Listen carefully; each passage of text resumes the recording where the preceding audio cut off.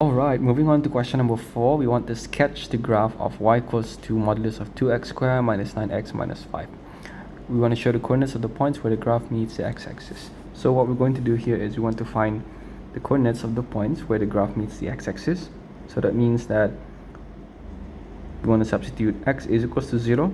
So when x equals to 0, y is equals to negative 5. So one of the coordinates is going to be 0, negative 5.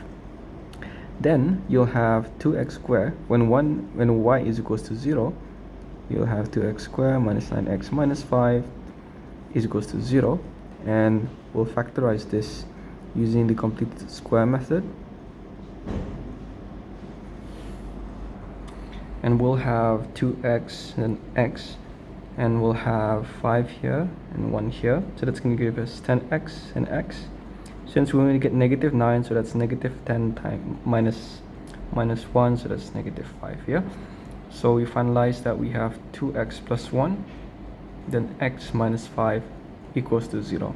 So now we can see that our two coordinates of x will be negative 1 over 2 to 0 and 5 to 0. Okay.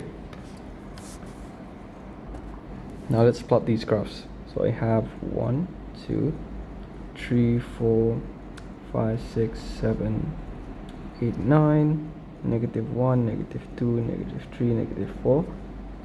Alright, so it's gonna be 5. Okay, so the next step that we're going to do is we're going to find the minimum point or maximum point. In this case, we're going to use dy by dx. So dy by dx is going to be equals to 4x minus 9.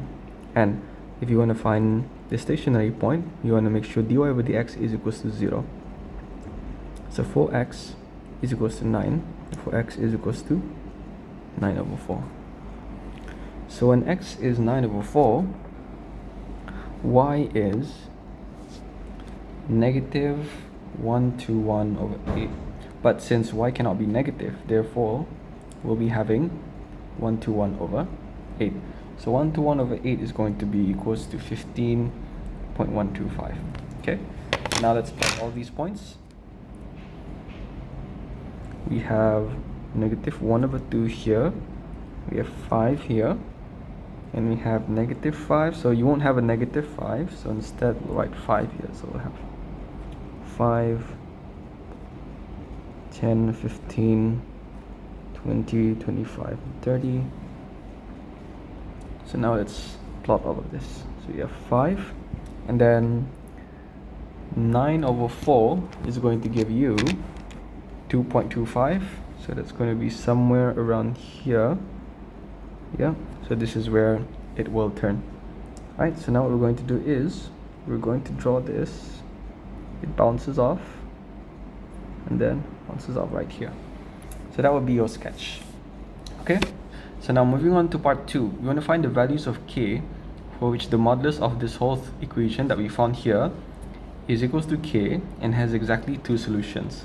So what it's talking about here is that it's the intersection between this equation, this graph, with k. Now k, just to keep in mind, is going to be y is equals to k.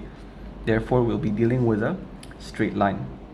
So which part of the straight line where you will have exactly 2 solutions, which means which part where will it be in order to have the intersection where it only intersects this curve twice.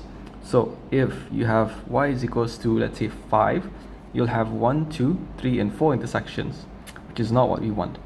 So if you try to go exactly here at the point of the stationary point, it will have 3 intersections. That's 1, 2, 3.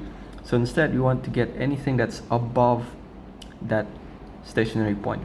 Therefore our k is going to be equals to 15.125.